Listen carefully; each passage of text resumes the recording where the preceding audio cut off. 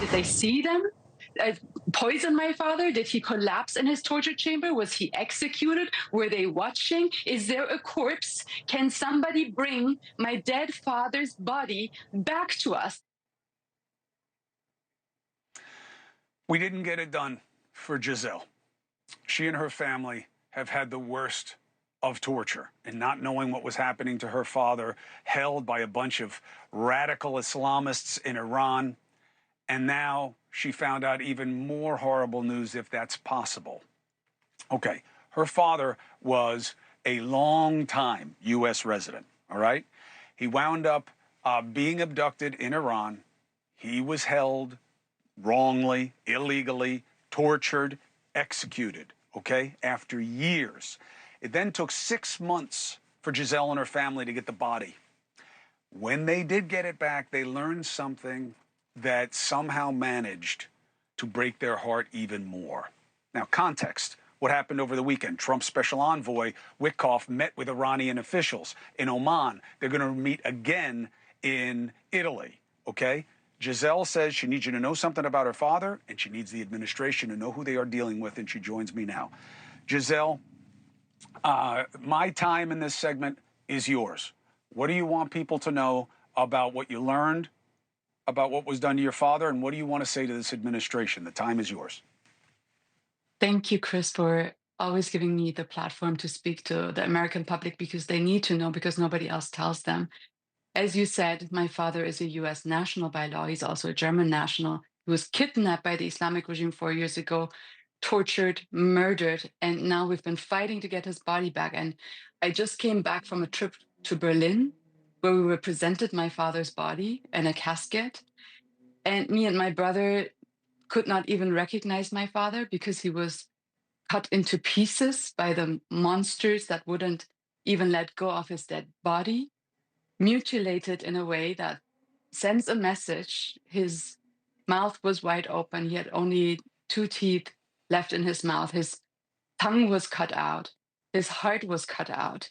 Several other organs. And I don't want to go into details because it is traumatizing to me to repeat that, but it is important to still say it because these things are a message to show that this is not a regime that you can ever talk to or deal with. This is a regime that uses barbaric methods of like mafia style methods to send a message to our administration, to the Germans because he was German, and to the Americans because he's American. And we just came back from this trip, and it is important to understand the regime releases this kind of information. The autopsy that we did was a month ago already, but the information was released to us now as the US administration is in Oman, in one of the countries, by the way, through which my father was dragged to Iran. He didn't travel there, he was kidnapped there at the same time. So I need to talk to my president.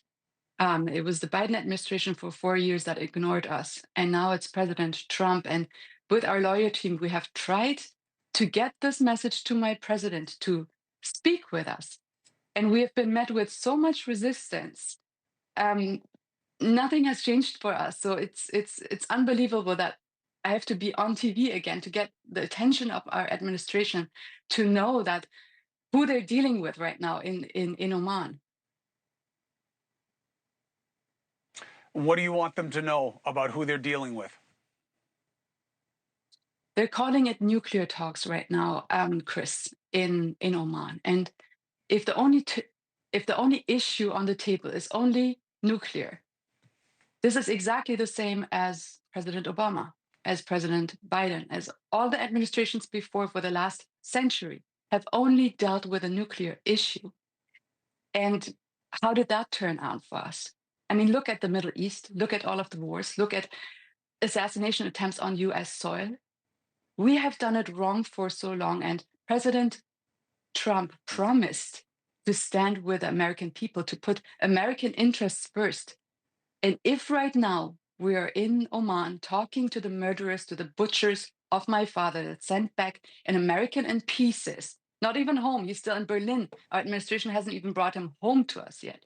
If we're sitting there and not address the big, bloody, mutilated elephant in the room, then we're looking not just weak, but we're putting everybody in danger, because this mafia style message, the terrorists understand that cutting somebody's tongue off because he spoke in American, on American soil against the regime. This is a direct mafia style message. And all the other terrorist organizations are watching how we react to it. And how we react to it will determine how safe Americans will be from now on. This is a national security case. And I need to speak to President Trump, because I believe if I can brief him, if I was be able, I had the ability to brief our president on what is going on and not be held back by bureaucrats or whatever is holding us back right now, then I would not be sitting here right now giving you these horrific details and asking the American public, Plan B, the American public. We have a fundraiser just started to have the funds to bring my father to America, to have maybe another autopsy, to have investigations, and to tell the terrorist regime that nobody in this government, nobody in the American public accepts that you kidnap Americans, assassinate them, cut them into pieces, and return them here. I hear you. I hope the president hears you. I know his people are watching, and I'm always a call away. Thank you for sharing this painful experience that your family's enduring. I'm always here. Thank you for being here for us. Gazelle Sharmahd, may your father rest in peace.